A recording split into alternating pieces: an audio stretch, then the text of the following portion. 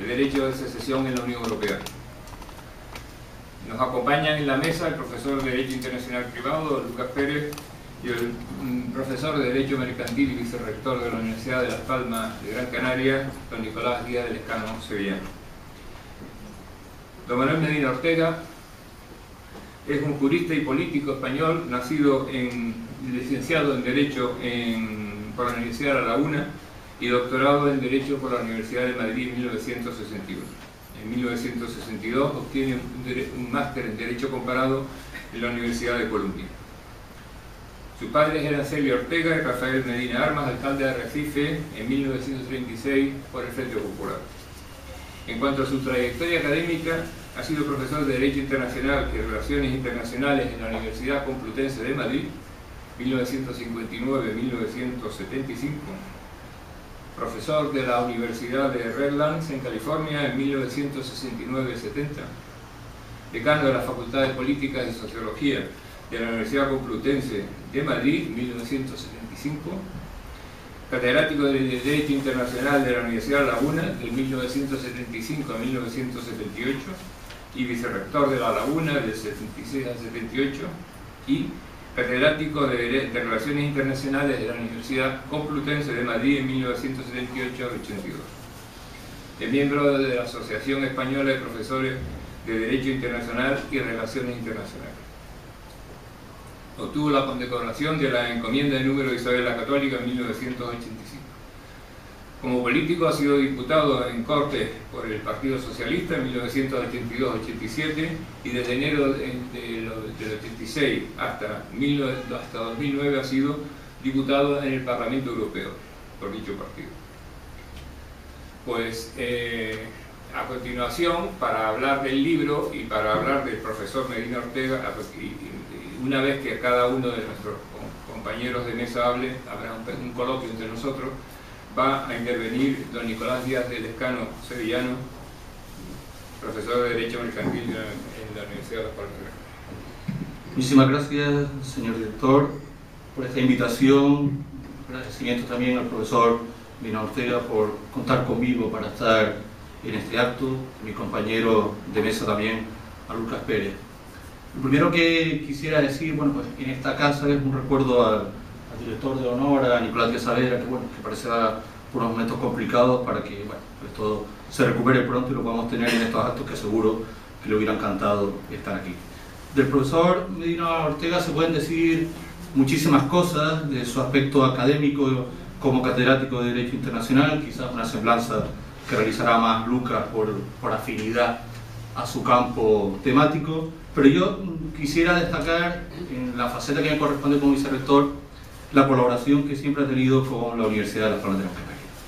Él me comentaba que cuando estuvo en la Universidad de La Laguna fue vicerrector territorial para el campus de Las Palmas, cuestión que no sabía porque cuando había leído cosas de su currículum siempre había leído que era vicerrector de La Laguna, pero no se establecía las competencias, no tenía conocimiento de las competencias.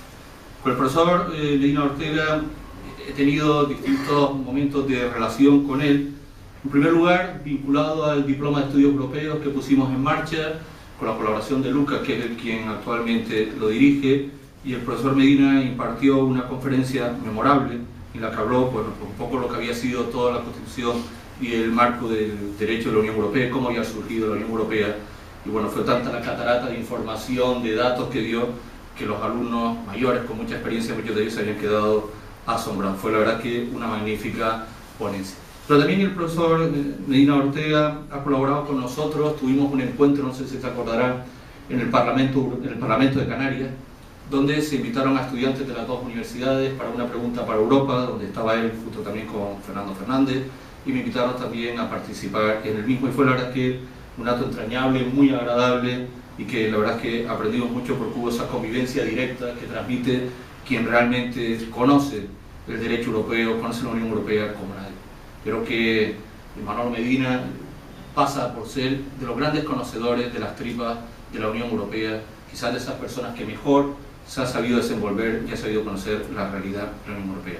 Y esto además lo digo, y aquí enlazo un poco con mis competencias, con mi formación en el derecho mercantil. Yo estuve trabajando en la elaboración de un estudio sobre algo particular, que era la normativa del diseño en el ámbito del derecho español. Y bueno, pues había que ir a una transposición del derecho europeo, y bueno, pues estaba en el marco una serie de normativas, como fue las patentes, las marcas, que salieron más o menos rápidas, pero la del diseño tuvo un bloqueo de, yo creo que aproximadamente unos 50 años para elaborarse, porque había distintos intereses, que yo creo que ahora no es el momento de destripar. Y leyendo a los distintos autores, tanto nacionales como italianos, que trabajan mucho el tema, ingleses, atribuían el desbloqueo a la función de Manolo Medina. Sacó pues, la famosa cláusula de congelación, una serie de argumentos para poder desbloquear y poder tener una normativa europea adecuada. Comentábamos ahora en el pasillo, dice, hombre, claro, el derecho mercantil, bueno, con este tema de la secesión en la Unión Europea, digo, directamente no, pero el derecho mercantil quizás es el derecho más europeísta que hay hoy en día.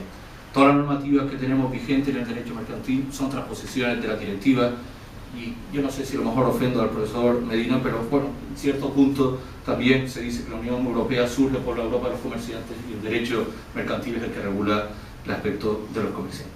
Por lo tanto, yo quisiera hacer un reconocimiento y un agradecimiento al profesor Medina Ortega por toda la colaboración que ha tenido con esta universidad. Siempre que se le ha solicitado colaboración, lo hemos tenido en disposición. En cuanto al libro, yo creo que es un libro importante, es un libro trascendente porque es un tema de máxima actualidad. El derecho a la secesión en la Unión Europea aborda quizás uno de los problemas políticos más graves que tiene ahora mismo el Estado español, sin hacer referencia directa a la situación del Estado español, pero sí del marco jurídico que se podría derivar de la situación que actualmente se presenta en algunos territorios de España. Es un libro con una gran rigurosidad jurídica, pero es un libro fácil de leer, no es un libro exclusivamente para eruditos en el ámbito del derecho internacional, incluso hasta uno mercantil lo puede leer y lo puede entender. Hay grandísimos contenidos, decía el profesor Ortega, que no es que los recuerde, sino que los aprendo, porque no los he oído nunca. Está en la catarata de información que aporta sobre los movimientos de descolonización, sobre todos los movimientos territoriales que se están produciendo y que se han producido prácticamente a lo largo de la historia en los distintos continentes, que yo creo que vale solo por la información histórica que se da, la parte de los contenidos jurídicos.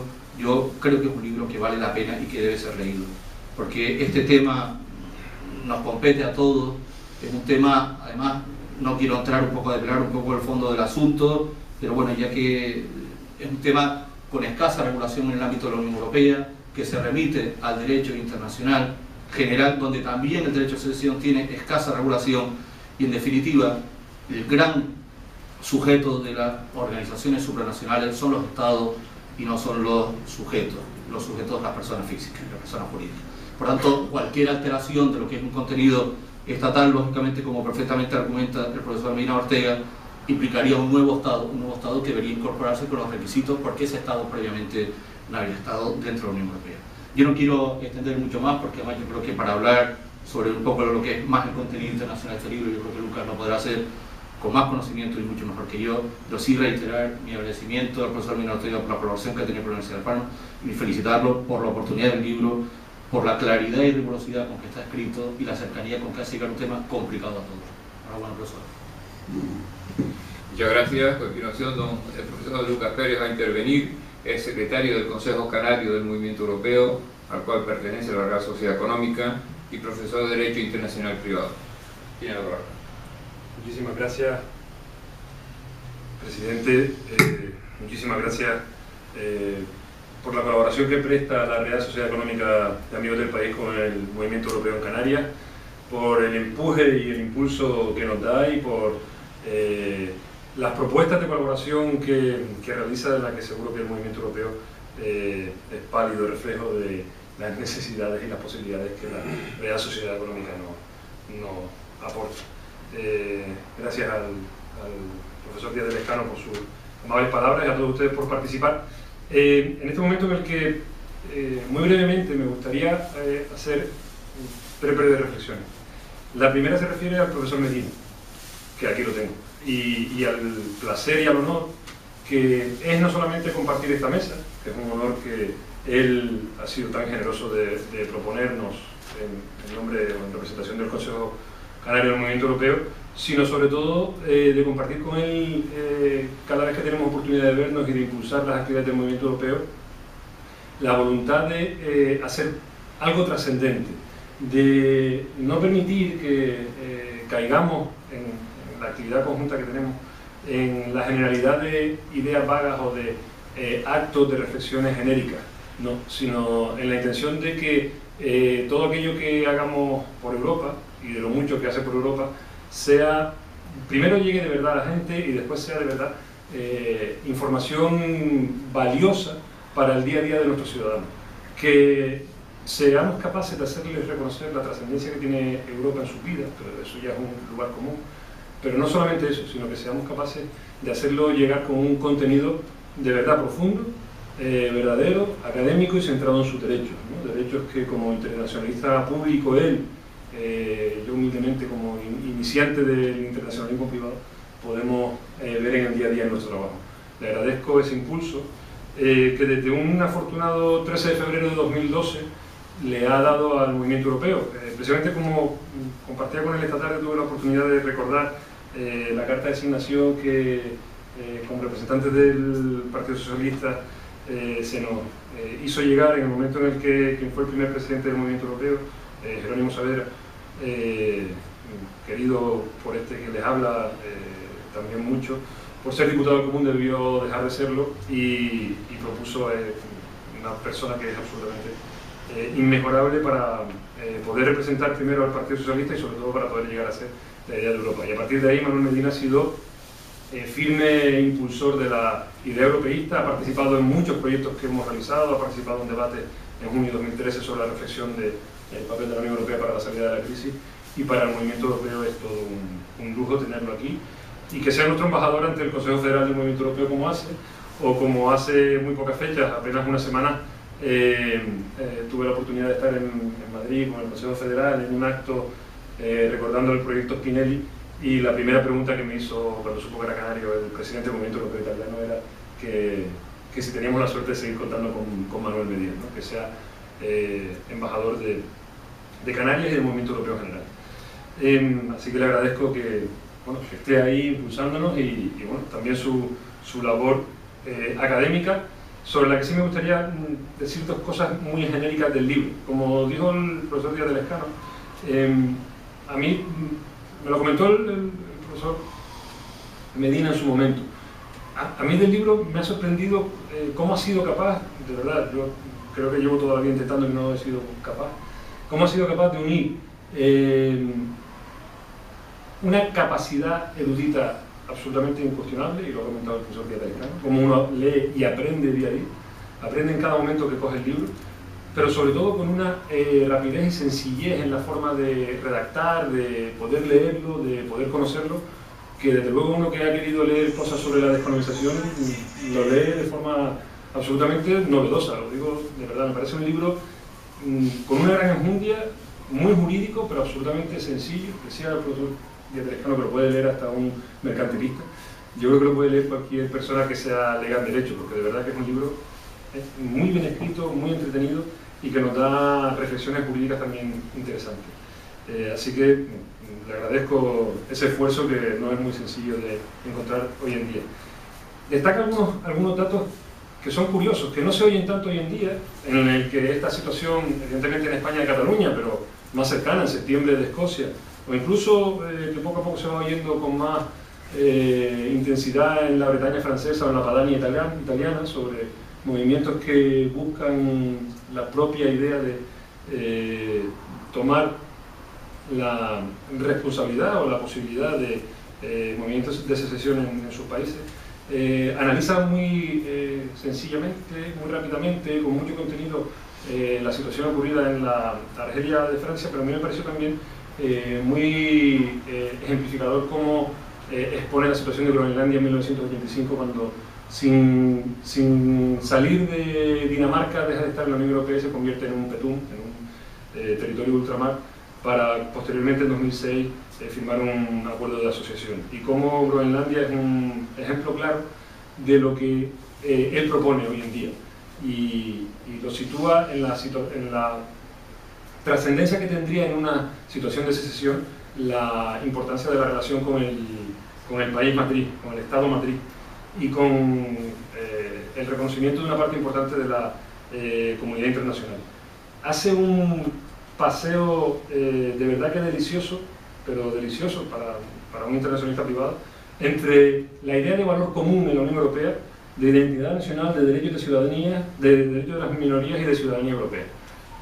Cómo en esta situación los hechos consumados, las vías de hecho, incluso el voluntarismo que vemos en algunas situaciones no caben. No caben y no tienen razón de ser, primero en el derecho internacional actual, en el derecho internacional mundial, pero muchísimo menos en el derecho interno de la Unión Europea, una Unión Europea que se configura como una unión de Estados, hace referencia a esa idea de la doctrina alemana de cadena de Estados, que no permitiría en ningún caso una situación de vía de hecho. Me parece una reflexión interesantísima, también la hace sobre las resoluciones de la ONU, la resolución 1514 del 60 o la 2625 del 70, esta última menos citada por los secesionistas, en la que de hecho se propone, precisamente 10 años después de la descolonización de África, una idea centrada en que los estados matrices deben ser esenciales en cualquier proceso de descolonización. Me parece que es un estudio que entra en el fondo del asunto, pero que lo explica de una manera absolutamente cercana.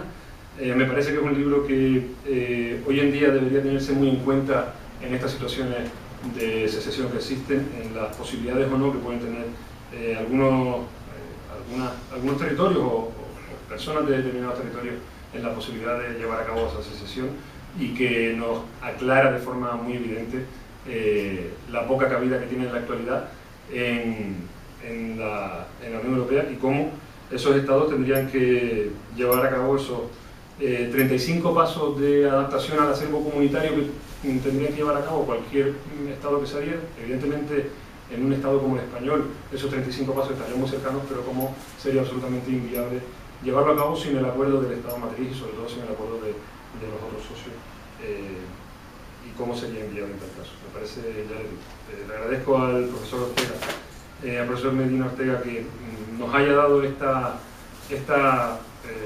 muy completa pero también muy directa forma de apreciar la regulación jurídica del derecho de secesión en un momento como el actual, en el que creo que es necesario, lo decimos los europeístas, es necesario darle contenido al derecho, pero también hacerlo cercano a la gente. Así que gracias al profesor Medina Ortega, y desde luego que yo, como humilde representante del movimiento europeo, me siento absolutamente honrado de que sea el vicepresidente.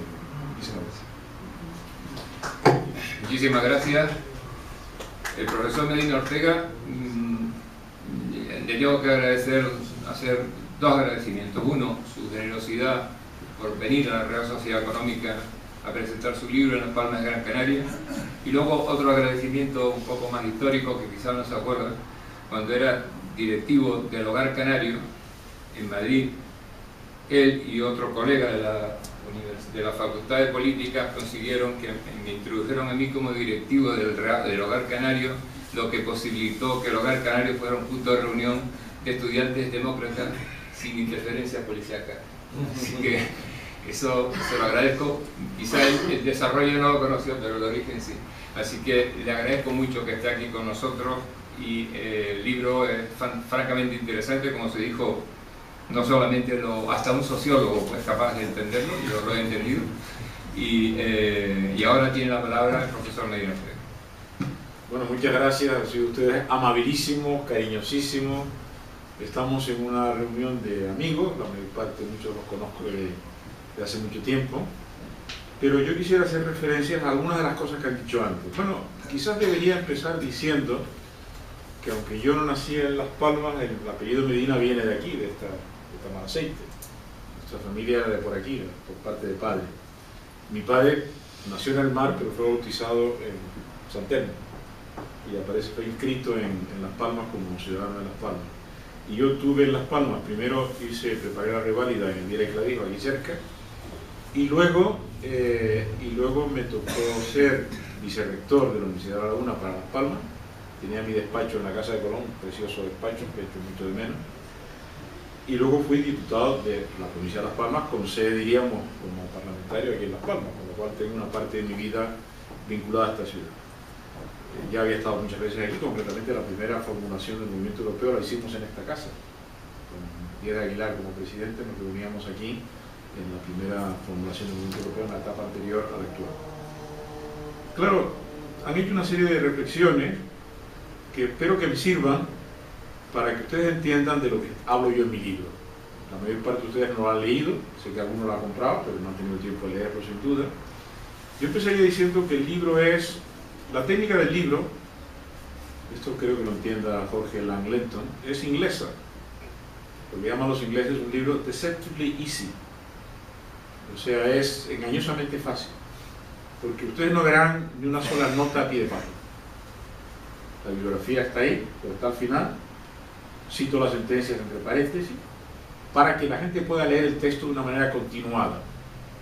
Eso, a efectos de, como no tengo ya que hacer oposiciones a cátedra ni ninguna otra cosa, pues no tengo por qué estar demostrando mi erudición, pero cada una de las líneas del texto es una línea trabajada y con referencias bibliográficas.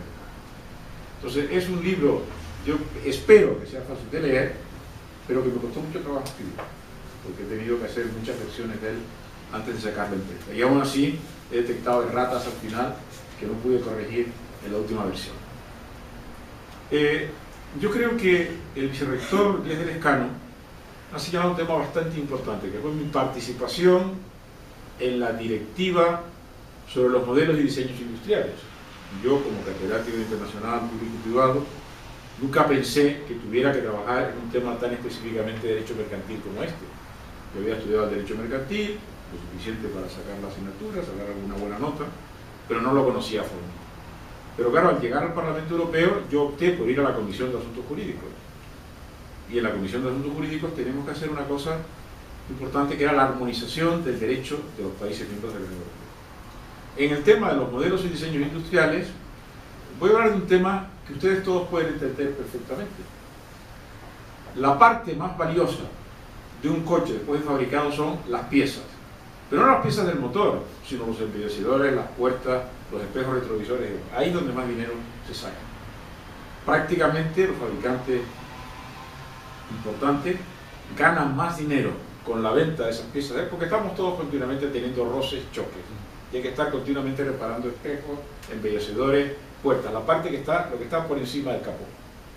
Entonces, claro, ahí había un problema, y es que los grandes fabricantes de automóviles, franceses, alemanes, pues la mayor parte de los beneficios venían de la venta de esos productos, para lo cual tenían que mantener la propiedad inmobiliaria no sobre el diseño en su conjunto, sino sobre cada una de las piezas, de forma que en Francia, si uno no coloca como pieza de recambio, por ejemplo en un coche Renault, un coche fabricado por la Renault, uno está haciendo una falsificación de la propiedad intelectual. Y lo mismo pasa en Alemania, son los dos grandes países fabricantes. Mientras que en otros países como España o Inglaterra, pues no se reconocía el derecho a la propiedad intelectual de cada una de las piezas, sino que un pequeño taller podía reproducir una pieza de un Renault y venderlo, lo cual tenía mucha importancia sobre todo para las compañías de seguros.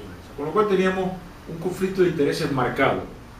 Los fabricantes franceses y alemanes defendían el derecho de propiedad intelectual del diseño de cada una de las partes, mientras que los ingleses y los españoles sostenían que el diseño se refería al conjunto y se podía poner una pieza a condición de que esa pieza se ajustara. La frase era must fit.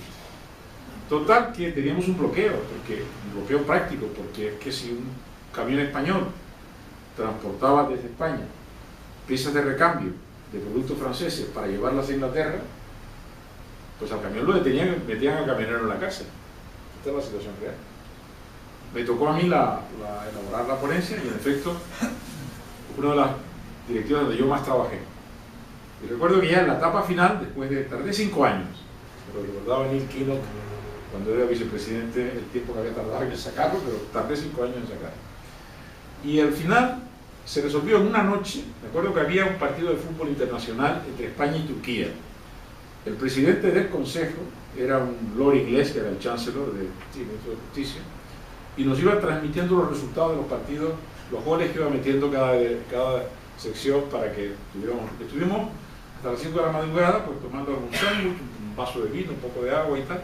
Y ya por último se nos ocurrió esta fórmula, que era la fórmula de standstill, en virtud de la cual Francia mantenía su derecho y Alemania también, España mantenía su derecho y Inglaterra también, pero no iban a meter a los camioneros en la cárcel, con lo cual se podía seguir más o menos, ese tipo de trabajo se podía más o menos seguir con lo que estábamos y lo que estábamos haciendo.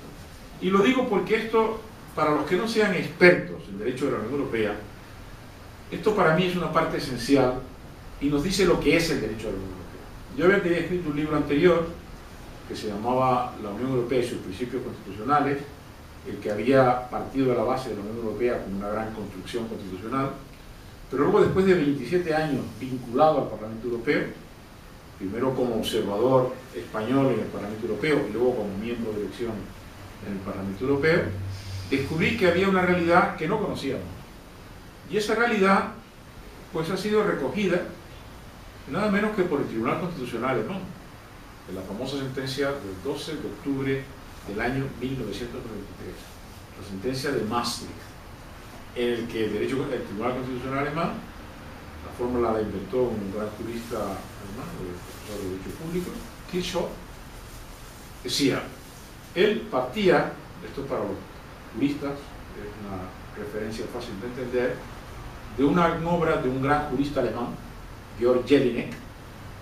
En realidad era austriaco, era judío austriaco, pero acabó siendo alemán, conocía perfectamente el derecho austriaco y el derecho alemán. Y Jelinek, su obra más importante, que se llama la Allgemeine Staatslehre, la teoría general del Estado, la tercera parte de ese libro, la última parte, la dedicaba a una cosa que era la Die Staatenverbindungen, las uniones de Estados. Y entonces mencionaba una serie de fórmulas, la unión personal, la unión real, y sobre todo se refería a la confederación y a la federación. En alemán, confederación es Staatenbund y Estado federal es Bundesstaat. Claro, en el Bundesstaat, el Estado federal, tiene personalidad jurídica. En el Staatenbund, la personalidad jurídica que le corresponde a cada uno de los Estados Unidos. Y claro, cuando se plantea el tema, Jelinek es una obra fundamental del derecho público, pero sobre todo para los alemanes es el ABC del derecho público.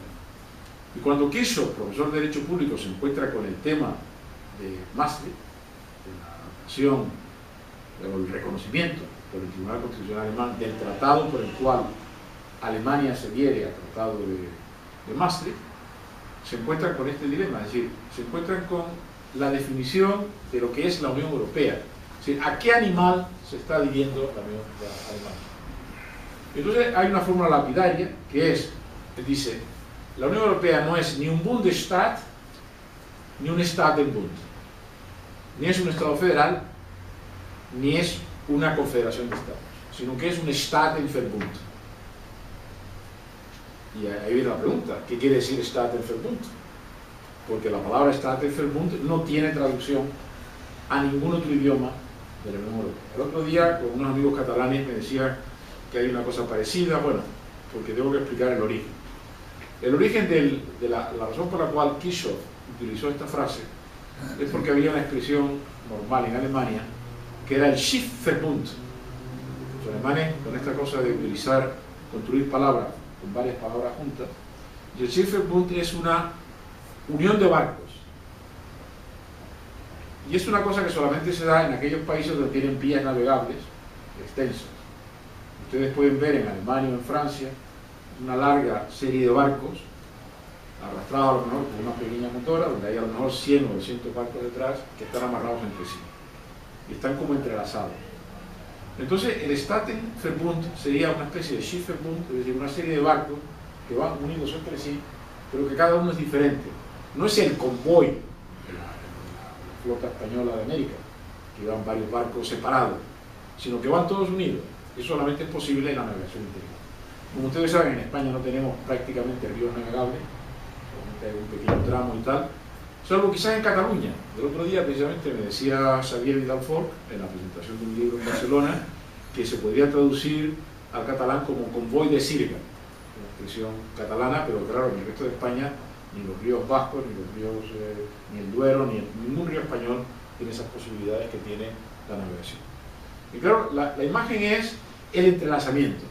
Es decir, cuando en la Unión Europea estudiamos un tema como el de los diseños y modelos industriales, tenemos que ver lo que cada uno de los estados ha previsto.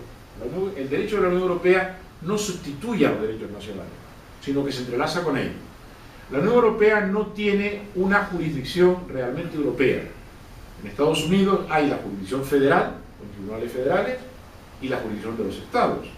Entonces el abogado puede presentar un caso ante un tribunal de un estado o ante un tribunal federal. Yo diría que los representantes de las grandes compañías multinacionales prefieren ir a un tribunal federal, mientras que los representantes de los consumidores y las pequeñas empresas prefieren ir a un tribunal del estado, lo cual da lugar a toda una serie de conflictos entre la jurisdicción federal y la jurisdicción estatal. En la Unión Europea se ha tratado de evitar eso, estableciendo un sistema de cooperación o entrelazamiento. Punto. Las jurisdicciones nacionales están entrelazadas entre sí a través del Tribunal de Justicia. Hay un procedimiento de cooperación, de forma que cuando un Estado se encuentra con un problema jurídico de trascendencia internacional, acude al Tribunal de Justicia. Quizás el caso más notable sea el caso Meloni. El caso Meloni, nosotros teníamos una situación en España histórica, que es la prohibición de los juicios penales in absentia, juicio penal en rebeldía. Para condenar a alguien, esa persona tiene que comparecer físicamente ante el tribunal. Si la persona está ausente, hay un sobreseimiento temporal, pero no se le puede condenar in absentia.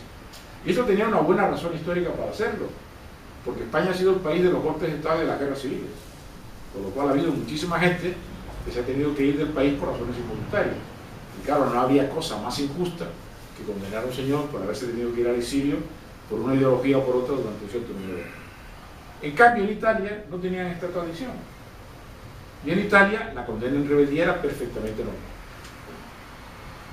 Cuando se planteó el tema de mafiosos italianos condenados en Italia que venían a España y se trataba de conseguir la extradición de esos mafiosos a Italia, la doctrina del Tribunal Supremo y del Tribunal Constitucional era que en España no era posible la condena en rebeldía y que por tanto un mafioso italiano condenado en rebeldía en Italia no podía ser extraditado a Italia. Yo estuve en la sesión de una conferencia de Derecho Europeo que tuvo lugar en la Universidad Autónoma de Madrid, cuando Pascual Salas, entonces presidente del Tribunal Constitucional Español, nos anunció que por primera vez el Tribunal Constitucional Español iba a recurrir al Tribunal de Justicia de la Unión Europea en una cuestión que se llama cuestión prejudicial en virtud de este sistema de colaboración. Porque de hecho el Tribunal Constitucional Español se encontraba con una gran dificultad, y es que claro, si nosotros seguíamos no aceptando las condenas en rebeldía italianas, España se iba a convertir en el centro de la mafia internacional. Y entonces había una urgente necesidad de cambiar la jurisprudencia que teníamos en España para dar reconocimiento a las sentencias de rebeldía pronunciadas en Italia. Y ese fue el caso Meloni. Una persona condenada en Italia en rebeldía, que viene a España, si se le aplicaba la jurisdicción constitucional española, no se le podía entregar, entonces se planteó una cuestión prejudicial al Tribunal de Justicia. No voy a entrar en los detalles, pero el Tribunal Constitucional, el Tribunal de la Unión Europea, dijo que sí, que existían garantías suficientes, y eso le permitió al Tribunal Constitucional Español decir, bueno, pues el Tribunal de Justicia de la Unión Europea nos ha justificado. O sea que se pudo cambiar una jurisprudencia constitucional española muy antigua, que tenía buenas razones de ser, por una nueva gracias a una sentencia del Tribunal de Justicia de la Unión Europea. Esta es la colaboración.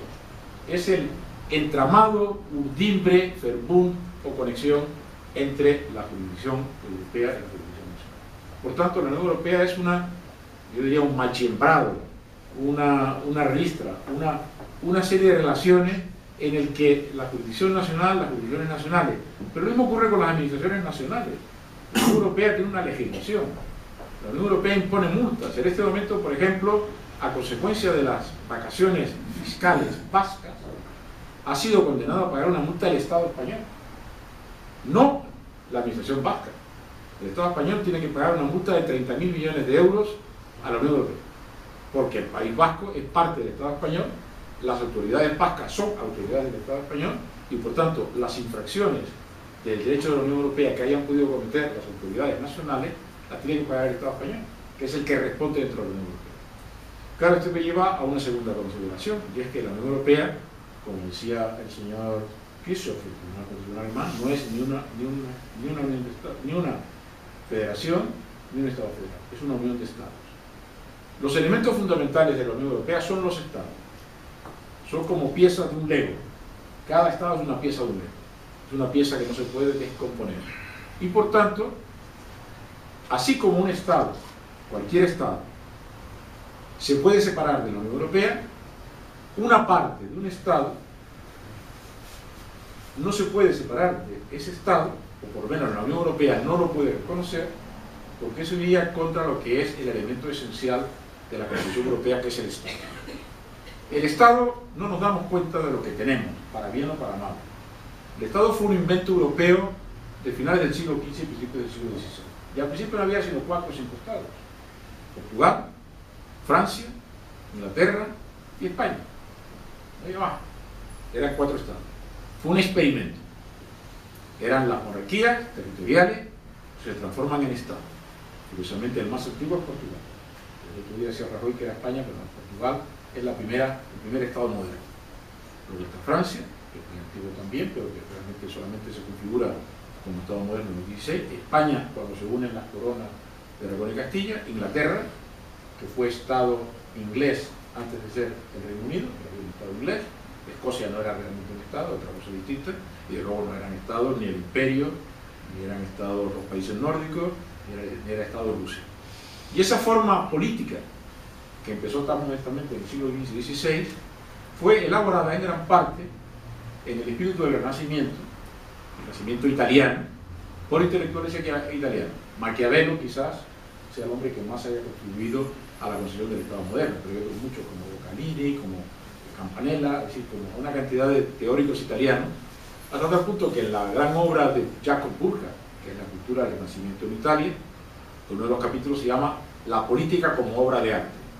El Estado es una obra de arte, es una concepción intelectual. ¿Por qué? Si ustedes han visto la serie de Isabel, ustedes saben que para ir de Madrid a Guadalajara en el siglo XV, en la época en la que Isabel llega al trono de Castilla, no se podía, porque el terreno estaba dominado por los nobles, que eran unos bandidos en definitiva, y que lo secuestraban a uno, lo metían a la cárcel, lo hacían pasar. Para ser libre había que ir a una ciudad, protegido por los muros de la ciudad.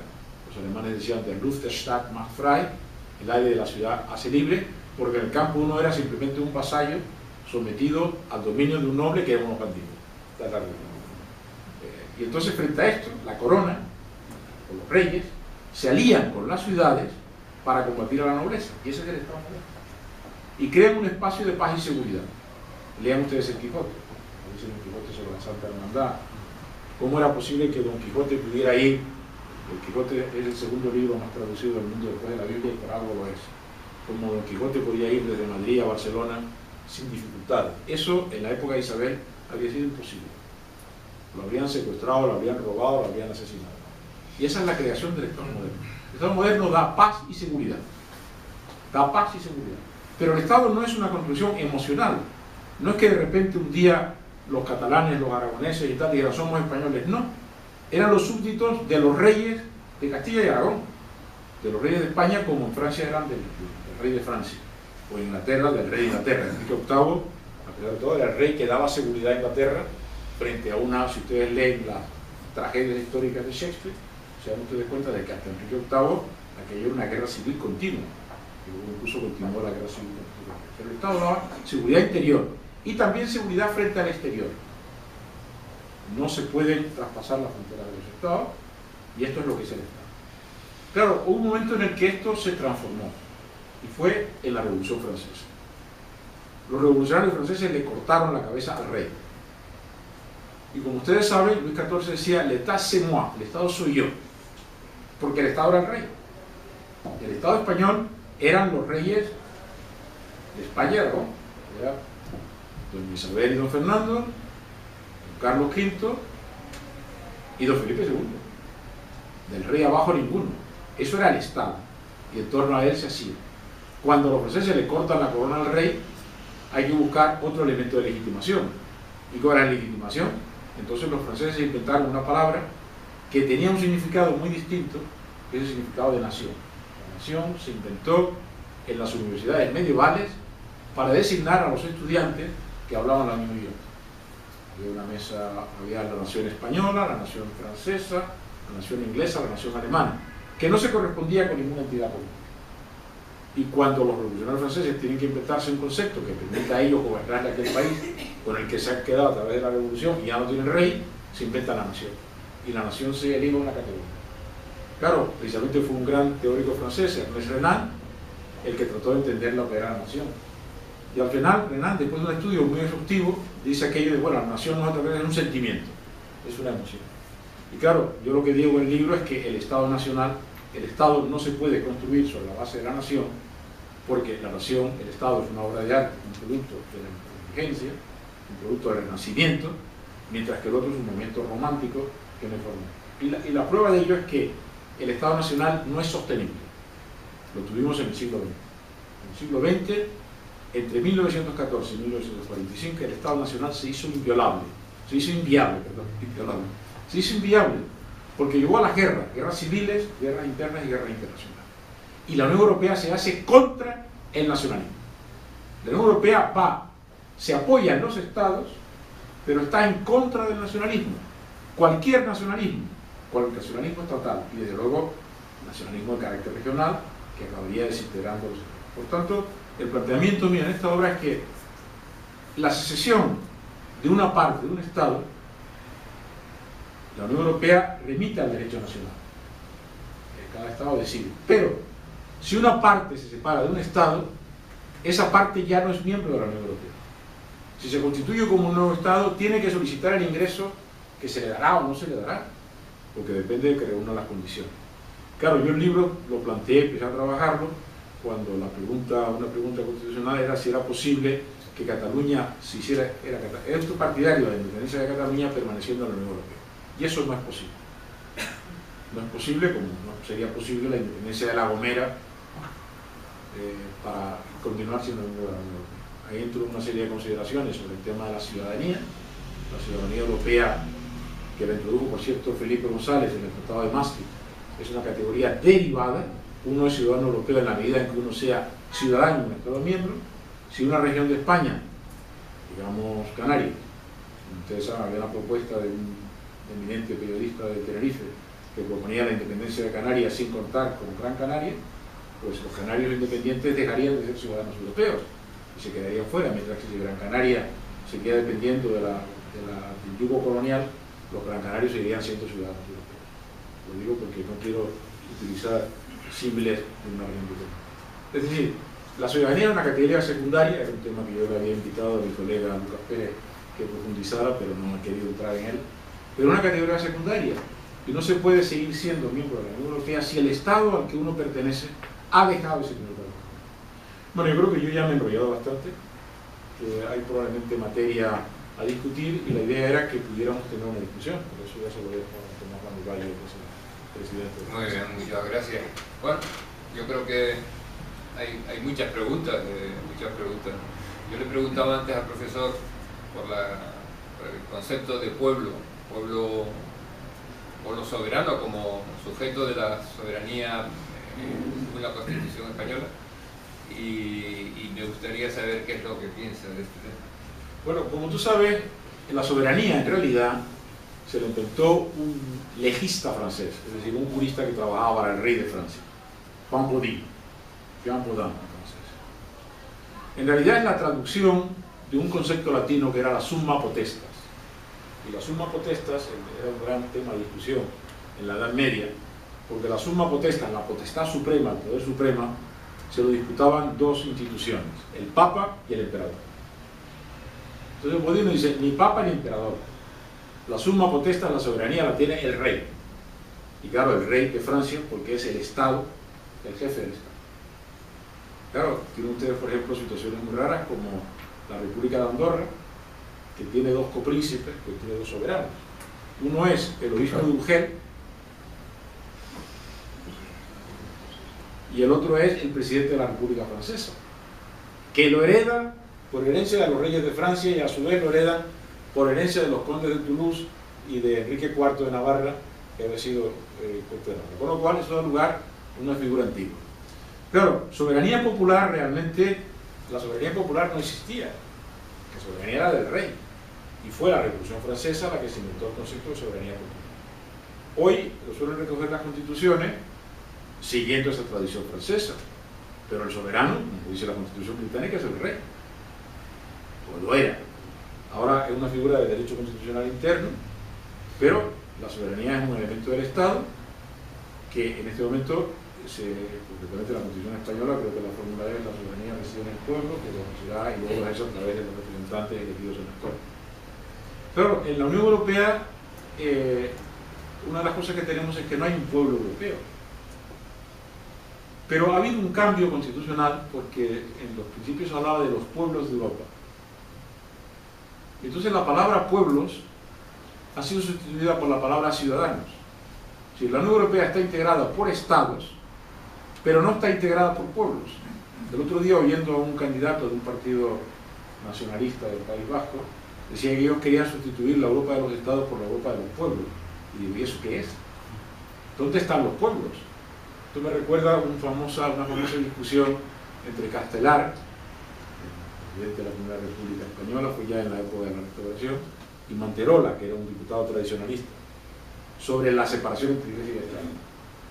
Y Castelar, Manterola, como era lógico, era contraria a la separación, Castelar defendía la separación.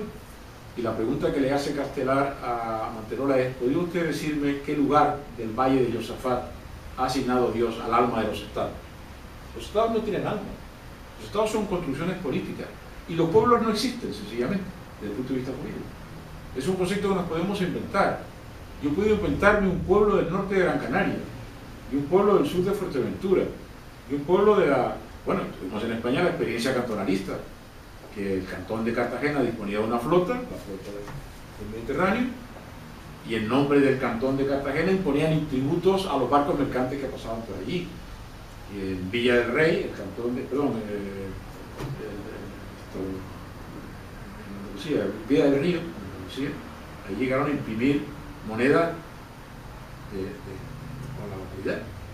Claro, es decir, si vamos a identificar el pueblo, el esfuerzo de identificación del pueblo nos puede llevar a la fragmentación del Estado. Y esto llegó a su paroxismo cuando se produce la descolonización de África.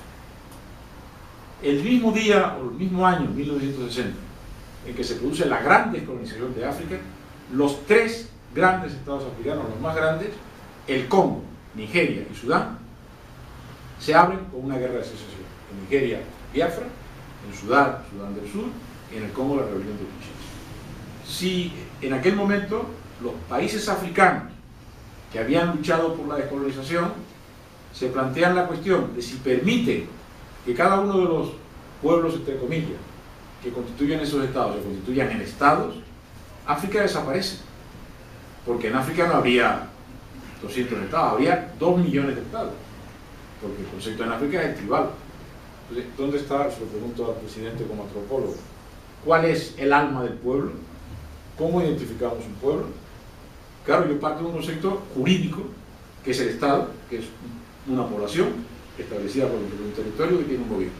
Pero no estoy dispuesto a aceptar que puedan existir miles o millones de pueblos según el capricho de los dirigentes políticos que puedan presidir una comunidad determinada, porque en Canarias podríamos acabar con 200 estados basados en los pueblos, o 200 pueblos canarios, y cada uno con representación en el Parlamento Europeo, en el Tribunal de Justicia y en el Consejo de la Unión Europea. Eso es imposible. Me gustaría un poco también en la misma línea que se ha abierto un poco de debate con el tema de los pueblos. Lo recoge perfectamente el profesor Medina en su libro, pero que nos diga un poco esa presunta utilización del derecho a secesión como protección a las minorías étnicas, religiosas, que están en determinados territorios y que invocan la secesión para ser protegidos, cómo eso realmente tiene muy poco encaje jurídico y si realmente podría ser una vía a largo plazo de protección a las minorías.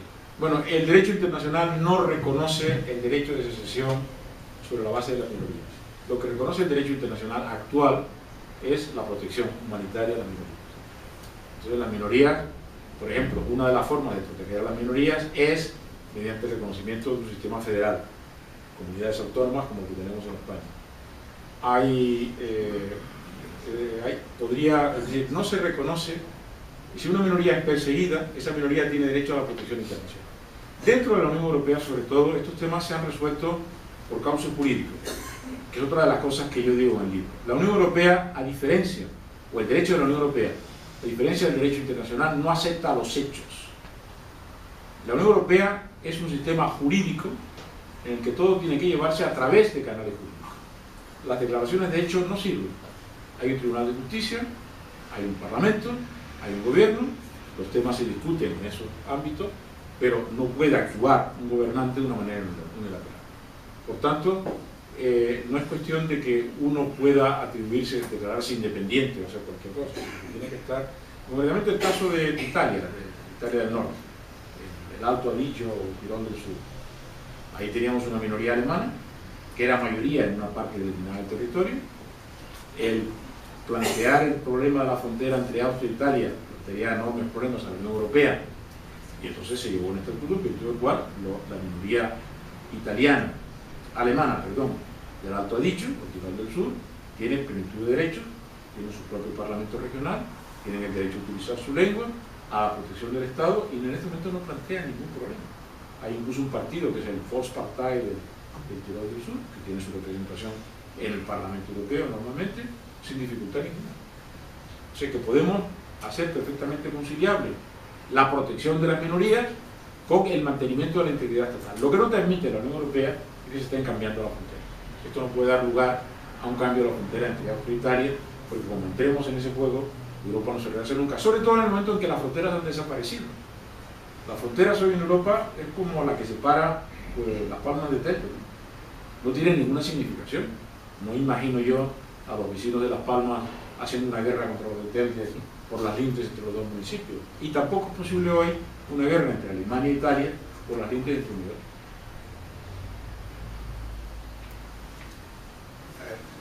Casi a la vez. Don Felipe Baeza por orden alfabético. Gracias.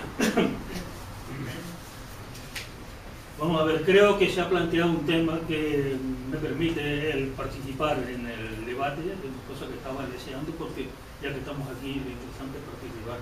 Yo creo que se puede y se debe, y hay que distinguir claramente entre el derecho a la libre determinación y a la independencia, entre los pueblos coloniales y las minorías no coloniales que vivan dentro de un Estado organizado.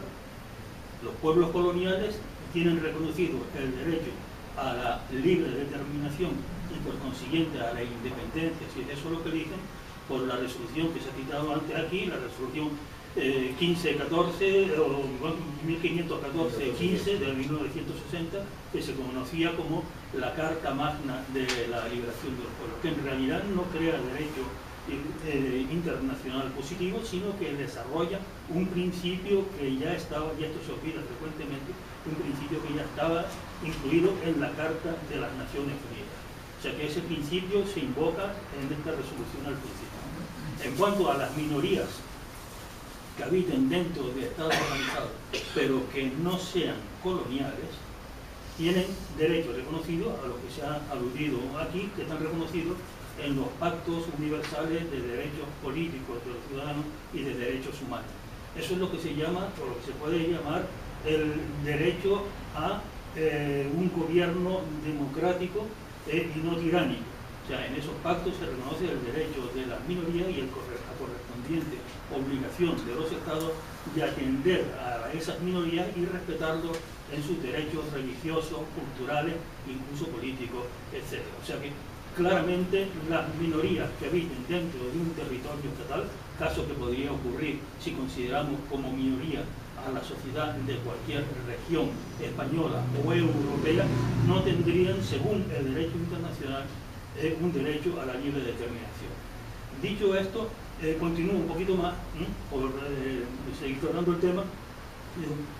En el derecho internacional no existe por consiguiente ese derecho de las minorías a la libre determinación o la autodeterminación. En el derecho interno de los estados, por lo menos de los estados con los que normalmente tratamos en Europa o en América, no existe tampoco reconocido en las constituciones un derecho a la secesión o a la libre determinación. Y por supuesto, como bien se ha dicho aquí por el profesor Medina y por su acompañante, ese derecho a la secesión tampoco está reconocido de una manera expresa dentro de la Unión Europea. Lo que ocurre es que, como dijo, en mi opinión, con mucho sentido común, el Tribunal Supremo del Canadá, en su célebre sentencia de 1998, a propósito de los proyectos de Quebec por adquirir independencia, ninguna constitución del mundo puede prohibir que un pueblo que forme parte de un Estado acceda a la independencia si ese es el deseo claramente expresado de la mayoría de sus ciudadanos. Y los demás participantes de ese Estado no pueden desconocer, si quieren seguirse considerando democráticos, el deseo manifiesto de esa región o de la sociedad de esa región. Lo que nos lleva a que debe de existir una posibilidad a la secesión dentro de la Unión Europea, porque tampoco está expresamente prohibida. Yo he leído el libro del profesor Medina, en parte porque lo empecé a leer antes de ayer, pero por obligaciones de mi oficio pues no he podido continuarlo. Entonces, recuerdo una parte en que el profesor Medina dice que en la Unión Europea no se ve con ninguna simpatía la secesión de Estados europeos porque naturalmente la Unión Europea es un proceso de integración, no de desintegración, ni mucho menos. Y que no apetece para nada ver una Unión Europea que pase de 27 estados a muchos más. Sin embargo, yo creo que esta no es una objeción importante, porque las posibilidades de que esto ocurra en la Unión Europea son realmente pocas. Puede darse el caso de Escocia, puede darse el caso de Cataluña. Es muy improbable que se dé en el caso de la Padania en Italia, porque lo normal es que quisiera separarse fueran las regiones del sur, del Mezzogiorno. Serían las que tendrían más motivos para separarse del norte. Entonces no creo que este sea un riesgo serio. Y de hecho la Unión Europea ha asumido a los estados resultantes de la implosión de la antigua Yugoslavia, donde hay países como Eslovenia con 2 millones de habitantes, o Croacia con 5, que tiene, por ejemplo, pues, por comparar, menos habitantes que Cataluña. ¿Cómo se llevaría esto a cabo? Pues creo que, como ya se ha dicho aquí, en un Estado o una región que se separase de un Estado europeo quedaría automáticamente, solo por sentido común, fuera de la Unión Europea. Lo que no quiere decir que esa región o esa sociedad convertida en un nuevo Estado no pueda acceder y no deba acceder a la Unión Europea. Para lo cual, si ya formaba parte de la Unión Europea, es de sentido común que esa región tenga más posibilidades e incluso moralmente más derecho a formar parte de la Unión Europea que países como puede ser, por ejemplo, Bulgaria o Montenegro, que no han formado parte de la Unión Europea. Entonces lo que habría que hacer sería facilitar por todo, empezando por el Estado del que ese nuevo Estado se hubiese separado, a que se integrara en la Unión Europea. Gracias, perdón, por el entendido. Voy a contestar directamente porque la pregunta es, como siempre, Felipe y yo somos muy buenos amigos y siempre discutimos. No. Porque yo cito, como tú sabes, cito el caso de Canadá. No es una sentencia, es un dictamen. Ellos lo llaman reference del Tribunal Supremo de Canadá. Y lo que dice ahí es que, bueno, que sí, que hay que tomarlo en cuenta, pero que la solución tiene que venir por vía de un acuerdo entre las provincias y el Canadá. Pero yo creo que hay una diferencia fundamental entre Canadá y la Unión Europea. Por lo que tú acabas de decir, la Unión Europea es un proceso de integración. Y por tanto, en ese proceso de integración, los procesos de desintegración van contra la Unión Europea. Por tanto, si una parte del territorio del Estado se separa de ese Estado, incluso con la quiescencia del Estado, yo diría que eso no es un valor para ser admitido en la Unión Europea, al contrario, esto es un tío peligroso, pero no conviene tenerlo en la Unión Europea. Concretamente, esto lo reflejó el director de la revista de Derecho Internacional de la Unión Europea, la European Society International Law, Joseph Weiler, en el que el titular se llamaba así: Catalonia Independent, en cuestiones, not in the name of Europe. Es decir, puede ser Cataluña independiente, pero no en nombre de Europa. Si lo que no puede invocar una parte de un territorio de un Estado, en el nombre de Europa, es el derecho a la independencia. Porque Europa no se reconoce ese derecho a la independencia. Porque Europa está basada en la integración. Si los catalanes o cualquier otra región, la Gomera, quisieran ser independientes, tendrían que ser independientes del Banco Central Europeo, del Fondo Monetario Internacional, de la OTAN y de todo ese tipo de cosas. Lo demás es una cuestión banal. Es, repito, como las lindes entre Telde y Las Palmas. si Telde se declara independiente, ¿de qué se declara independiente Telde? De la isla de Gran Canaria, del archipiélago. Es decir, lo verdaderamente importante hoy no es el Estado. Lo verdaderamente importante hoy es el Banco Central Europeo, que emite la moneda con la que pagamos y cobramos. Lo verdaderamente importante es la OTAN, que es la organización militar que nos defiende y que impide que nos puedan atacar. Lo verdaderamente importante es el Banco Mundial o el Fondo Monetario Internacional, que nos da dinero para funcionar. Entonces, si quiere ser independiente de verdad, hay que ir a eso, pero no juegue usted con la Unión Europea para eso. La Unión Europea no está para juegos de ese tipo, y de luego no está para juegos electoralistas de carácter absolutamente... Y tú y yo hemos estado juntos en un coloquio, recuerdo, en que había una serie de señores, tú por el Partido Popular y yo por el Partido Socialista, que eran independentistas canarios y decían que Canarias podía ser el país más grande del mundo por las aguas territoriales canarias, la famosa delimitación de las aguas. Digo, mire usted, usted está convirtiendo unas cosas con otras, es decir, huevos con castañas. Es decir, las aguas, como tú sabes, son espacios jurídicos internacionales sobre los cuales los estados tienen derechos y deberes. Por ejemplo, si Canarias tuviera la soberanía sobre esas aguas, el gobierno canario tendría que comprar una flota de acorazados y destructores para proteger esas aguas. Y yo creo que el presupuesto del gobierno canario no da para tener una flota de destructores, acorazados y aviones. Es decir, no se puede ser frívolos en este momento. La Unión Europea es una gran construcción que nos ha costado mucho tiempo hacer y no está para que unos señoritos se diviertan con ella y ganen unas elecciones regionales invocando la independencia de la Unión Europea. Es la frivolidad y desde luego, si de alguna forma se refleja en mi obra, y además yo lo he dicho en Cataluña, lo he dicho en Barcelona, digo, señores, yo soy antinacionalista. Soy antinacionalista canario, antinacionalista español, antinacionalista francés y antinacionalista de Lanzarote. Porque la Unión Europea se hace contra el nacionalismo, se hace contra los separatismos, se hace contra los procesos de desintegración. Son procesos de integración. Ahí tengo yo una diferencia fundamental contigo y yo de luego no estoy dispuesto a aceptar la tesis de Miguelito Herrero, que bastaría una votación constitucional. De acuerdo con el derecho de la Unión Europea, hay que ir al derecho constitucional español, que por ahora establece que España es una indivisible, y en el caso de que se modificara la Constitución, luego, a consecuencia de eso, esa parte de España se quedaría fuera de la Unión Europea y luego tendría que considerar el ingreso. Y ahí, en vez de ser un factor positivo de haber pertenecido a la Unión Europea, sería lo contrario. El señor se ha ido de la Unión Europea, es un tipo peligroso que no le conviene. No, en este club, ese tipo de entidades no nos interesa y probablemente no sería metido a la Unión Europea. Perdona, necesito hacer una aclaración porque sí, yo no me debo haber explicado bien o Manolo lo entendió.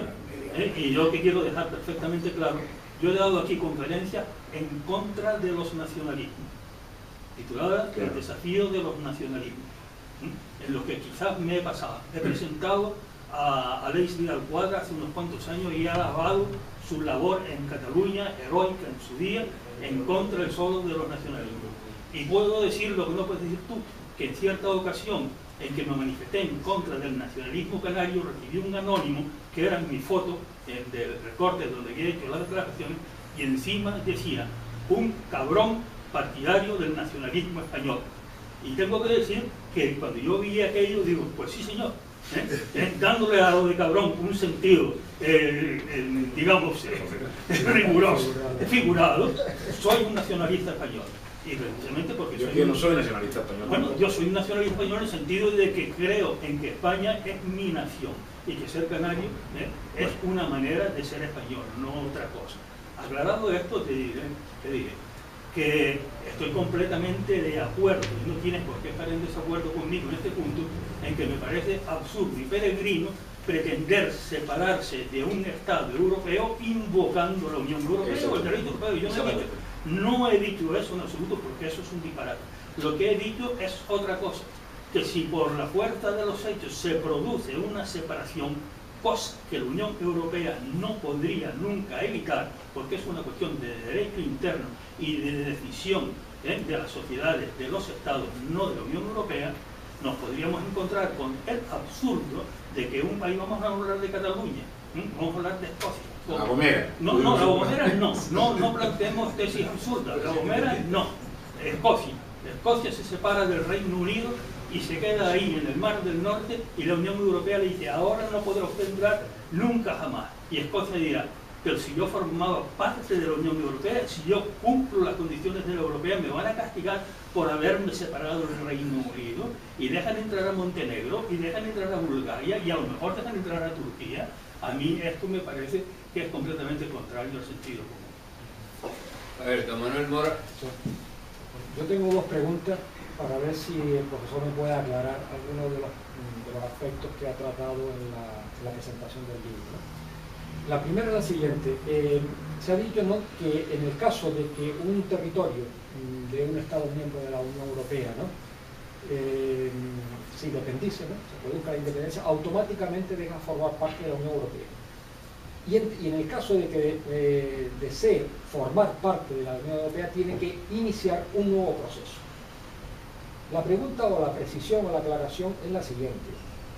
En ese inicio, en ese proceso, es un proceso que tiene recorrido si el Estado del cual antes formaba parte lo veta inicialmente, o ya simplemente porque el Estado, o sea, si esa independencia se produce en contra de la voluntad del Estado, no da cabida, no hay forma de que se inicie un proceso. No. Esa es la primera cuestión. La respuesta es clarísima. La Unión Europea no puede reconocer nunca la separación de una parte del Estado que el Estado matriz no haya reconocido. Por lo tanto, no hay proceso. No hay proceso. No hay proceso. Eso es un tema muy importante, porque creo que digamos, en la opinión pública no está muy claro este segundo apartado. Que quede fuera, sí creo que está quedando bastante claro en los últimos meses, ¿no? Pero que no hay posibilidad, por ejemplo, en el caso de España, y ahora vamos a entrar más en concreción en mi pregunta, ¿no?, que en el caso de que alguien quiera volver a entrar, que no es un proceso que tal, no hay proceso. Perfecto, gracias. Y la segunda pregunta es, aunque se ha hablado en tema general y se ha intentado poner nombres y apellidos, lo cierto es que si este tema está de actualidad es por el caso catalán. Parece inconcebible que un territorio como Cataluña, con la tradición que tiene, con el conocimiento, con la experiencia jurídica, los grandes juristas que tenga, se haya embarcado en este proceso independentista sin tener un soporte legal. ¿Sin tener? Un soporte legal. Entonces, mi pregunta, simplemente a título informativo, es si nos podía decir cuál es la tesis jurídica que se plantea del nacionalismo catalán en estos momentos para decir que, bueno, si se independiza de España, pueden estar perfectamente en la Unión Europea. ¿Y cuál sería también la crítica o los puntos débiles a esa tesis? Bueno, es un tema que yo discuto ahí, porque sobre todo fue una propuesta inicial de Escocia. La teoría inicial de Escocia la formuló un jurista del gobierno escocés vinculado, jurista Aidan Quinn, que formuló la teoría de lo que se llamaba el derecho de autodeterminación interna, de ampliación interna dentro de la Unión Europea. Es decir, los escoceses son ciudadanos de la Unión Europea. Si son ciudadanos de la Unión Europea y deciden esos ciudadanos de la Unión Europea establecer una nueva forma política, que es el Estado escocés, como ciudadanos de la Unión Europea tienen derecho a seguir siendo miembros de la Unión Europea y por tanto siguen siendo en la Unión Europea central. Eso lo acogieron unos diputados catalanes, estaba Romeva y algunos más y otros de otras nacionalidades, y presentaron una enmienda a una propuesta, al informe del Parlamento Europeo sobre la ampliación de la Unión Europea. La enmienda se llamaba la enmienda sobre la ampliación interna de la Unión Europea. La Unión Europea se ampliaba con nuevos estados de territorios que formaban parte de la Unión Europea. La enmienda fue rechazada por el Parlamento Europeo. Luego presentaron una iniciativa. La iniciativa se llevó a la Comisión de Asuntos Jurídicos, se nombró a un diputado español como ponente, el señor López Istúriz, con el mismo tema. El señor López Istúriz acabó la legislatura y no presentó ni un solo papel en el tema. El tema es absolutamente impopular en el Parlamento Europeo, porque nadie quiere oír ni hablar de este tema. Y desde el punto de vista jurídico, yo creo que hemos tenido muchas discusiones sobre este tema, el problema de la ciudadanía es que la ciudadanía de la Unión Europea es una ciudadanía derivada. El escocés, o el gomero, o el gran canario, es ciudadano europeo solamente en la medida en la que es ciudadano del Estado español. que fue la forma en la que le introdujo esto en el Tratado de Maastricht por el gobierno de Felipe González en el año 1994. El ciudadano europeo es decir, la ciudadanía de la nacional acarrea la ciudadanía de la Unión. Si se pierde la ciudadanía española, inglesa o británica, bueno, británica es otra cosa un poco distinta, pero bueno, se deja de ser ciudadano de la Unión Europea. Hay una sentencia, que es la sentencia de Gibraltar, hay dos sentencias, la sentencia de Aruba y la sentencia de Gibraltar, que no tengo tiempo ahora del Tribunal de Justicia de la Unión Europea, que se refieren a este tema, pero eso está perfectamente claro hoy. La ciudadanía de la Unión, y repito, los pueblos han desaparecido del texto constitucional de la Unión Europea, los parlamentarios europeos no representan a los pueblos, sino representan a los ciudadanos europeos. Si un diputado español en el Parlamento Europeo no representa al pueblo español, sino representa a los ciudadanos del Estado español, que es una cosa distinta. La ciudadanía europea deriva de la ciudadanía española y por tanto solamente por lo cual, si una parte del territorio del Estado se separa de ese Estado, los ciudadanos de ese Estado dejan de ser ciudadanos europeos y por tanto no tienen ningún derecho a mantenerse. Muy brevemente, por comentar una participación de mi querido también maestro Felipe Baeza, de cuando hemos podido tener charlas sobre derecho, que son desde luego muy interesantes. Ya usted me recordaba que hace tiempo no las teníamos. De derecho privado. Sí, privado. Bueno, no, de derecho privado es de ejercicio práctico del derecho, cosa que a mí me ha encantado siempre para mí también el profesor Baeza y el profesor Medina. En esa reflexión que hacíamos, creo que tenemos que deslindar muy claramente el aspecto puramente técnico de los 35 pasos, de la adopción del acervo comunitario, que es un aspecto en el que incide mucho todos aquellos que proponen hoy en día en Cataluña, ¿no? La posibilidad del derecho de la capacidad de la posibilidad de secesión dentro de la Unión Europea. Y yo creo que debemos diferenciar eso muy claramente, porque es evidente que es un lugar común. No creo que tengamos que discutir que Cataluña no es Turquía, es que es tan simple como eso. La voluntad, y esa sí que me pareció leerla de forma muy profundamente destacada, pero también muy directamente aplicable a este caso, a la posibilidad, a la voluntad de, por la vía de hecho, contrariamente al ámbito constitucional en el que se desarrolla cualquier tipo de comunidad, autónoma, lander, como le queramos llamar, por la vía de hecho, contraria a esa situación, asumir la posibilidad de que esa posible secesión de un grupo, digamos, llamándole como queramos llamarlo incluso, o sea, admito que en esa situación, digan, pueblo, ciudadano, en un grupo de votantes, un cuerpo electoral en un referéndum, en contra del Estado matriz, que es el que forma parte de la Unión Europea, por esa vía de hecho, intente consumar la separación de un Estado, y esa pueda ser compatible con la actual configuración jurídico-política de la Unión Europea. Y ahí hay una situación en la que yo entendí, que yo no entiendo, que es la que yo no entiendo, es la de que el Estado matriz, como esos ciudadanos ya antes eran ciudadanos de la Unión Europea, derivados y de segundo grado gracias a que lo son del Estado matriz, debe asumir por esa naturalidad, porque ya era ciudadano de la Unión Europea, que ese nuevo Estado siga siendo. Si ese grupo territorial, el que sea, lo quiere asumir por la vía de hecho, lo natural, lo consustancial en un grupo político que es un grupo creado por Estados, 28 Estados, lo natural y lo consustancial es primero que el Estado matriz y segundo que el grupo, uniéndose al Estado matriz, no permitan con facilidad, a pesar de que el acervo comunitario esté ya asumido en ese territorio, no permitan con facilidad que quien por la vía de los hechos, en contra de una regulación jurídica constitucional que da pie a la propia existencia de la Unión Europea y a la participación de ese Estado, permitan de forma muy natural que ese Estado pueda, si quiere, iniciar con naturalidad y con normalidad la vuelta a la entrada a la Unión Europea. Por supuesto no la separación dentro, en mi opinión. Y ese proceso no se iniciaría precisamente porque uno de los principios básicos de cualquier proceso de entrada a la Unión Europea es la unanimidad de todos los socios de la Unión Europea, que lo ha sido así desde, bueno, pues sabíamos de cuando entraba España, ¿no? Y Francia pues tenía sus reticencias en la forma en la que España entraba, ¿no? Así que creo que salir por la vía de los hechos y entrar olvidando la vía jurídica es absolutamente inviable. Bueno, es que la característica de la Unión Europea es que no hay vías de hecho en la Unión Europea. Esa es la diferencia fundamental entre el derecho de la Unión Europea. Espera un momento. Espera un momento. Una diferencia fundamental entre el derecho de la Unión Europea y el derecho internacional. En el derecho internacional, el hecho se convierte en derecho. Esa es la realidad.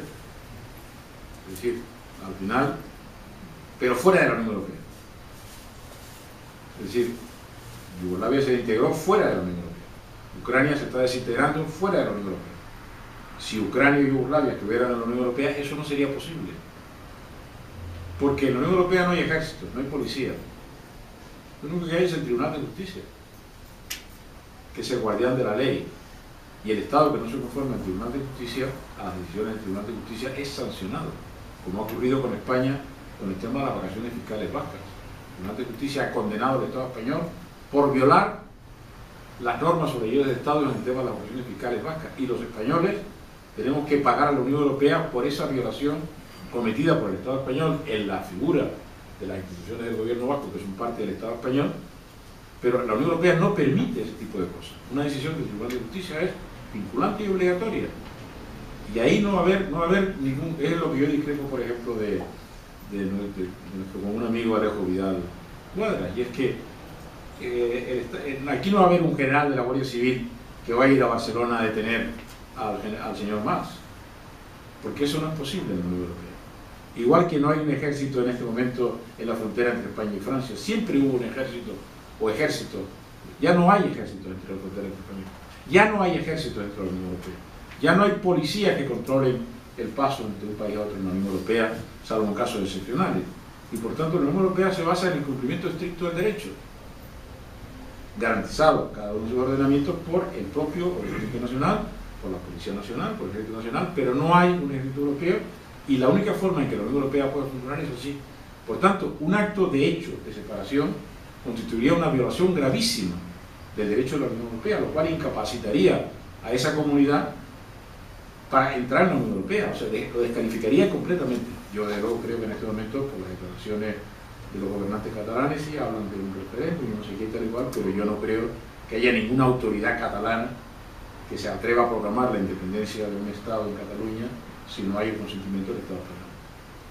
Hay dos preguntas más, don Gonzalo Melián y el señor detrás a continuación, pero bueno, no sé. Mi pregunta es, si un Estado sufre, se segrega, se va una parte de ese Estado, el Estado que pertenece a la Comunidad Económica Europea, ¿tiene de alguna forma que volver a negociar su situación dentro de la Comunidad Económica Europea? Bueno, hasta ahora no se ha producido ningún caso de ningún Estado que se haya separado. Lo más parecido ha sido Argelia, que era departamento de ultramar, se separó de la Unión Europea, no trataba de entrar. Groenlandia, que sigue siendo parte de Dinamarca, pero que tuvo un acuerdo con la Unión Europea, se autorizó a dejar de ser territorio de la Unión Europea, pero ni un solo Estado miembro de la Unión Europea, desde el comienzo de las comunidades europeas, en el año 1951, hace ya 64 años ya, ni un solo Estado se ha salido de la Unión Europea. Yo diría que la Unión Europea es demasiado valiosa como para irse de ella, porque contribuye demasiado a nuestra estabilidad, a nuestra paz y a la situación interior.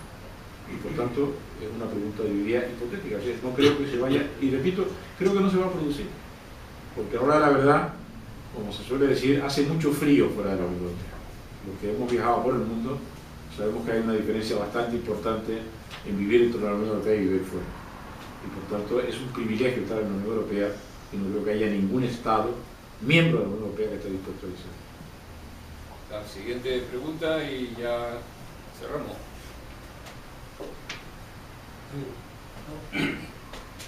El problema de la secesión. Hay dos regiones en España que están a caballo entre España y Francia, que es el País Vasco y Cataluña.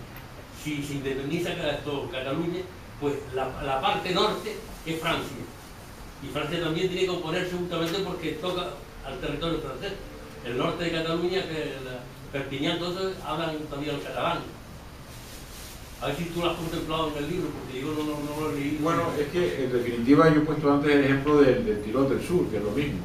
Es decir, no hay dos regiones, hay muchísimas regiones en toda la Unión Europea que están a caballo, Galicia y el norte de Portugal. Muchísimas regiones que están a caballo entre diferentes países. tienes el Alsacia-Lorena, tienes Flandes y Valonia que está a caballo, Flandes entre Holanda y Países Bajos, Valonia tiene una parte belga que es alemana. Es decir, la característica de la Unión Europea es precisamente el rechazo del nacionalismo. Es decir, que tú puedes ser belga siendo alemán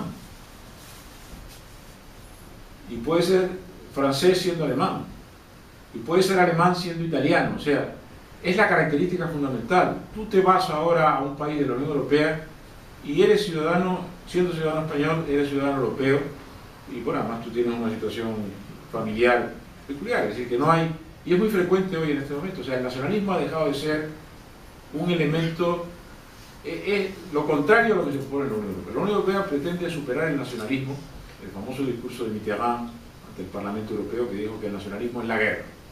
En efecto, para nosotros el nacionalismo es la guerra. En este momento el nacionalismo es lo contrario, pero no solo el nacionalismo regional, sino también el nacionalismo español, o el nacionalismo francés, o el nacionalismo alemán. El nacionalismo en cualquiera de sus manifestaciones, que es un invento de la Revolución Francesa, muy interesante por otro lado, es un elemento destructor de la construcción política, de las construcciones políticas que vamos a hacer. Por tanto, yo desde luego me declaro abiertamente antinacionalista. Pues muy bien, pues muchísimas gracias al profesor Medina y muchísimas gracias a nuestros compañeros en la mesa y a todos ustedes por venir. Muchas gracias.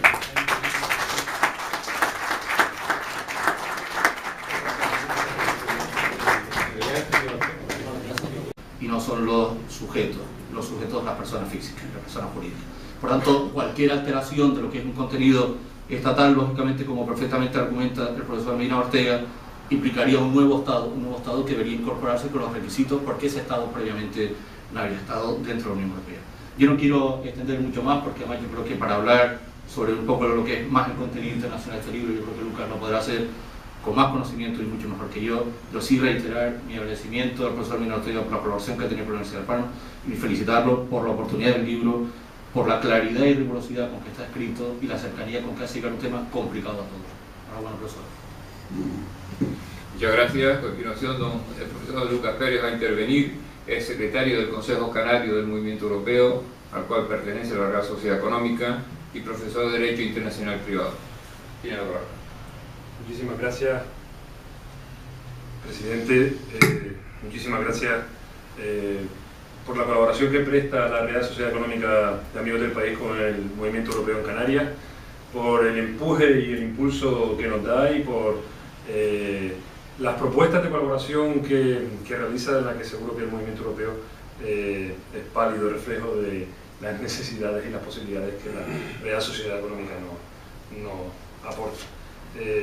Gracias al profesor Díaz del Escano por sus amables palabras y a todos ustedes por participar. En este momento en el que muy brevemente me gustaría hacer tres breves reflexiones. La primera se refiere al profesor Medina, que aquí lo tengo, y al placer y al honor que es no solamente compartir esta mesa, que es un honor que él ha sido tan generoso de proponernos en nombre o en representación del Consejo Canario del Movimiento Europeo, sino sobre todo de compartir con él. Bueno, fue tanta la catarata de información, de datos que dio, que los alumnos mayores con mucha experiencia, muchos de ellos se habían quedado asombrados. Fue la verdad que una magnífica ponencia.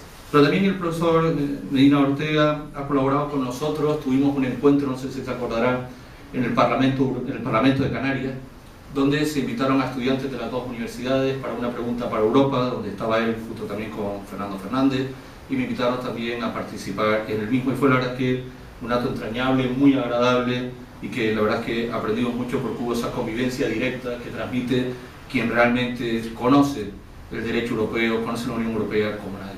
Creo que Manuel Medina pasa por ser de los grandes conocedores de las tripas de la Unión Europea, quizás de esas personas que mejor se ha sabido desenvolver y ha sabido conocer la realidad de la Unión Europea. Y esto además lo digo, y aquí enlazo un poco con mi competencia, con mi formación en el derecho mercantil. Yo estuve trabajando en la elaboración de un estudio sobre algo particular, que era la normativa del diseño en el ámbito del derecho español. Y bueno, pues había que ir a una transposición del derecho europeo, y bueno, pues estaba en el marco una serie de normativas, como fue las patentes, las marcas, que salieron más o menos rápidas, pero la del diseño tuvo un bloqueo de, yo creo que aproximadamente unos 50 años para elaborarse, porque había distintos intereses, que yo creo que ahora no es el momento de destripar. Y leyendo a los distintos autores, tanto nacionales como italianos, que trabajan mucho el tema, ingleses, atribuían el desbloqueo a la función de Manolo Medina. Sacó pues, famosa cláusula de congelación, una serie de argumentos para poder desbloquear y poder tener una normativa europea adecuada. Comentábamos ahora en el pasillo, dice, hombre, claro, el derecho mercantil, bueno, con este tema de la secesión en la Unión Europea, digo, directamente no, pero el derecho mercantil quizás es el derecho más europeísta que hay hoy en día. Todas las normativas que tenemos vigentes en el derecho. Pues a continuación, para hablar del libro y para hablar del profesor Medina Ortega, y una vez que cada uno de nuestros compañeros de mesa hable, habrá un coloquio entre nosotros, va a intervenir don Nicolás Díaz del Escano Sevillano, profesor de Derecho Mercantil en la Universidad de Las Palmas. Muchísimas gracias, señor director, por esta invitación.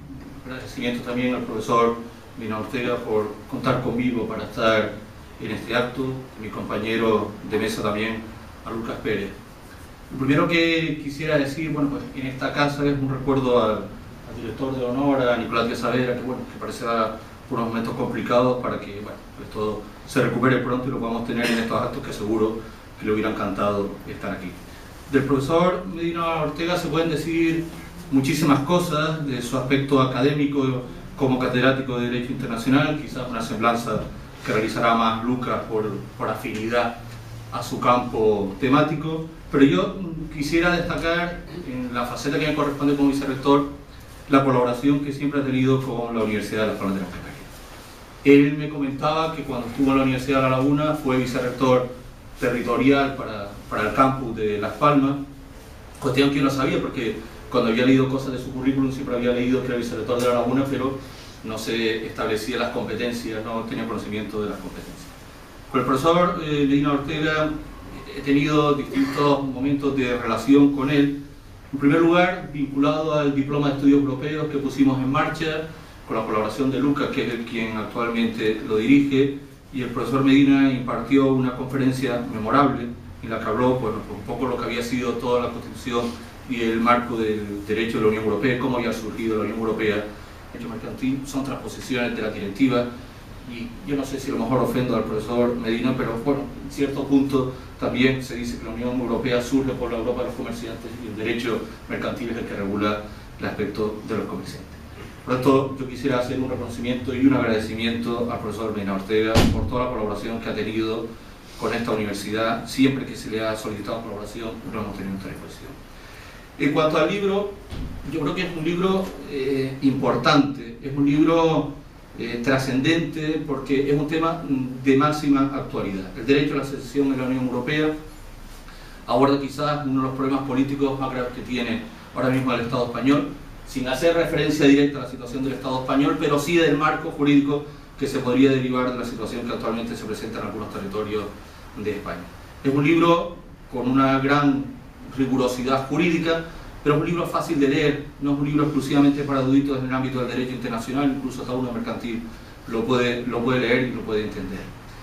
Hay grandísimos contenidos, decía el profesor Ortega, que no es que los recuerde, sino que los aprendo, porque no los he oído nunca. Está en la catarata de información que aporta sobre los movimientos de descolonización, sobre todos los movimientos territoriales que se están produciendo y que se han producido prácticamente a lo largo de la historia en los distintos continentes, que yo creo que vale solo por la información histórica que se da, la parte de los contenidos jurídicos.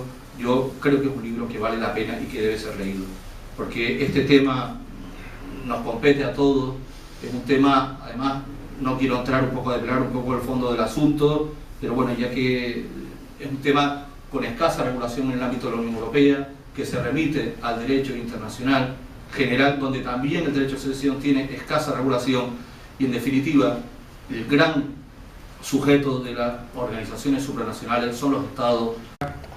El derecho de secesión en la Unión Europea. Nos acompañan en la mesa el profesor de Derecho Internacional Privado, Lucas Pérez, y el profesor de Derecho Mercantil y vicerrector de la Universidad de Las Palmas de Gran Canaria, don Nicolás Díaz del Escano Sevillano. Don Manuel Medina Ortega es un jurista y político español, licenciado en Derecho por la Universidad de La Laguna y doctorado en Derecho por la Universidad de Madrid en 1961. En 1962 obtiene un máster en Derecho Comparado en la Universidad de Columbia. Sus padres eran Celia Ortega y Rafael Medina Armas, alcalde de Recife en 1936 por el Frente Popular. En cuanto a su trayectoria académica, ha sido profesor de Derecho Internacional y Relaciones Internacionales en la Universidad Complutense de Madrid, 1959-1975, profesor de la Universidad de Redlands en California en 1969-70, decano de la Facultad de Políticas y Sociología de la Universidad Complutense de Madrid, 1975, catedrático de Derecho Internacional de la Universidad de La Laguna, de 1975 a 1978, y vicerrector de La Laguna, del 76 al 78, y catedrático de Relaciones Internacionales de la Universidad Complutense de Madrid en 1978 a 82. Es miembro de la Asociación Española de Profesores de Derecho Internacional y Relaciones Internacionales. Obtuvo la condecoración de la encomienda de número de Isabel la Católica en 1985. Como político ha sido diputado en Cortes por el Partido Socialista en 1982-87 y desde enero del 86 hasta 2009 ha sido diputado en el Parlamento Europeo por dicho partido.